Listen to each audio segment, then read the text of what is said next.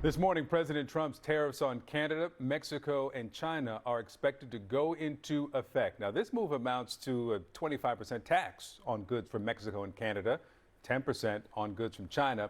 Canadian Prime Minister Justin Trudeau said the tariffs would be met with a swift response.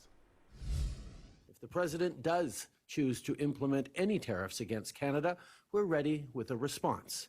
A purposeful, forceful, but reasonable, immediate response. Now, when the president was asked last night if there was anything the countries could do to prevent the tariffs, President Trump said no. With me now is Greta Peisch, former general counsel at the U.S. Trade Representative's Office.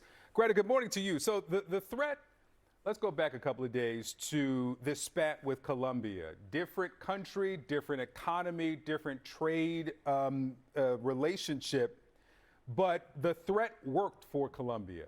Based on the pieces on the board right now, which moves are you watching today? Sure, and thank you for having me. Yes, the Colombia spat, it was very short-lived. No tariffs went into place. This is a very different circumstance. President Trump has been talking about putting tariffs in place on Canada, Mexico, and China for months, all throughout the campaign, and he is serious about doing it. So I think the question will be, once the tariffs go into place, what exactly is he demanding of Canada and Mexico and China, and can they deliver to reduce or remove these tariffs in the near term? So what's the risk here? I mean, the Fed Chair Jerome Powell declined to cut interest rates after 3 consecutive cuts. There are concerns about inflation flaring up again. What's the risk to people sitting at home when they go to the grocery store, when they buy their car or their television? Fundamentally, there's a lot of uncertainty. We don't know how long these tariffs will last. Will they change over time? The president's invoking a very broad authority with very little precedent, no precedent for using it for tariffs. So for companies and for consumers, there's a lot of unpredictability. And what we saw when tariffs were put in place with China, some of the tariffs were absorbed by exporters, importers, some were passed on to consumers. It really depends on a product by product basis. And here, it's just so much widespread with economies that are quite integrated with ours.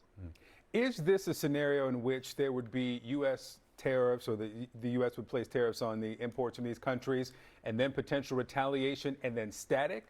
Or are we potentially going into a tit-for-tat point-counterpoint where they continue to climb? Again, I think uncertainty is a bit this time around. Mexico and Canada have indicated that they're ready to put retaliatory tariffs in place.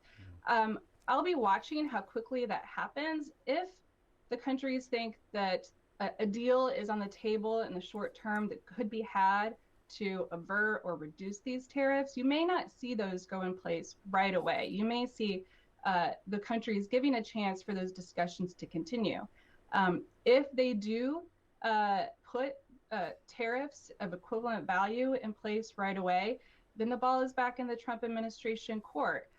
Raising even higher could risk economic impact that the president just doesn't want to see. Yeah. The president imposed tariffs on Chinese imports during his first term. And for as much as the Democrats criticized the president's decision, when President Biden came in, he didn't remove them. And then in the latter part of his term, he added new tariffs on some Chinese imports. So as we watch this political fight over it, is it as controversial as it seems now? What makes this different than the first round? Absolutely. I mean, you were right. I was in the Biden administration. Those tariffs were examined, they were maintained, and even increased on a more limited basis. That reflects a bipartisan concern about China, its non-market economic practices, and its impact on the United States, our supply chains, and the world.